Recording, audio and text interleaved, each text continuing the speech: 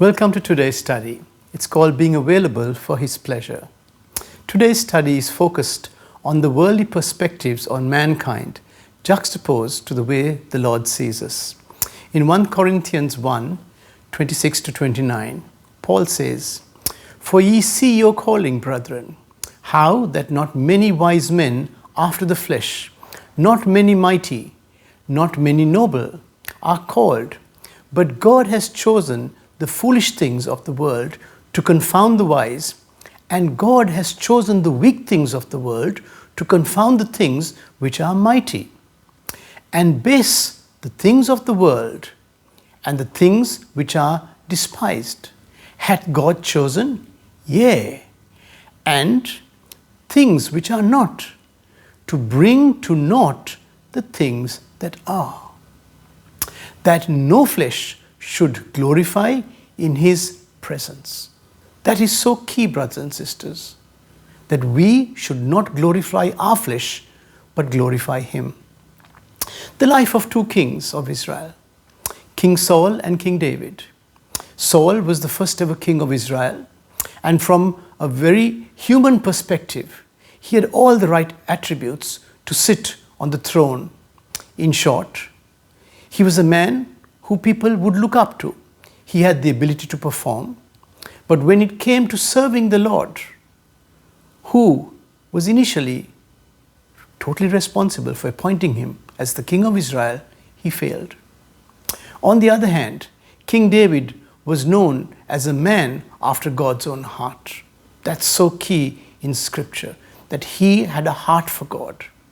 So let's question his ability. He was a shepherd, not of royalty. He was a servant to Saul in the king's palace.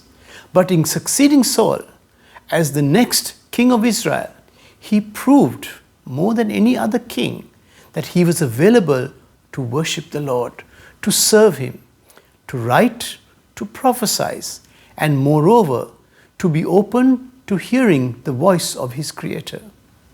So what lessons, brothers and sisters, do we glean from this study and these two characters? God to date is looking for men and women of availability, not ability.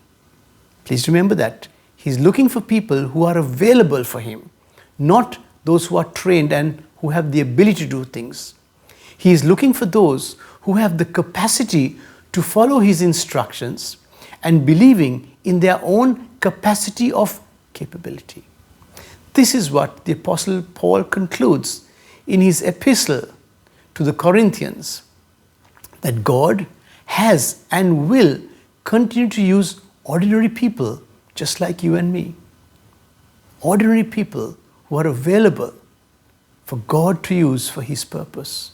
Those whom the world might have deemed as one who lacks ability. God is attracted by one's capacity, not capability.